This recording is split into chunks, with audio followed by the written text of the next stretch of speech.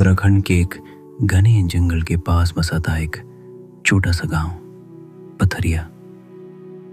गांव शांत था लेकिन रहस्य से भरा हुआ। यहां रहता था एक अकेला आदमी, रघुवीर।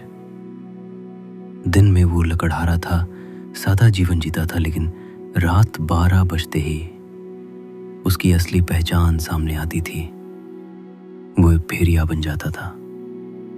हर अमावस्या की रात गांव के पास किसी न किसी की चीखें सुनाई देती और अगली सुबह किसी की फटी हुई लाश मिलती। शरीर पंजों से चीर दिया गया होता, खून की धारें मिट्टी में समाई होती और चारों ओर डर का साया छा जाता। गांव वाले सोचते ये किसी जंगली जानवर का काम है, लेकिन गांव के बूढ़े पुजारी हरिदास जानते थे कि ये कोई सामान्य जानवर नहीं बल्कि कोई श्रापित इंसान है।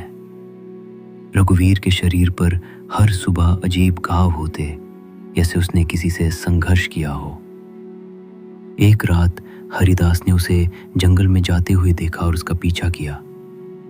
जैसे ही घड़ी में 12 बजे चंद्रमा की रोशनी में रघुवीर का शरीर कांपने लगा।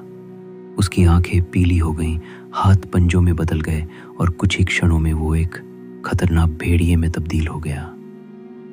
हरिदास ये देखकर दंग रह गए।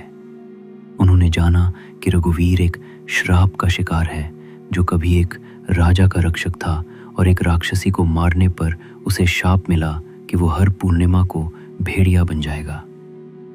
हरिदास ने उस शाप को मिटाने के लिए पुराने ग्रंथों से एक मंत्र खोजा, जिसे पढ़ने के लिए रघुवीर को भेड़िए के रूप में काबू में रखना पड़ता।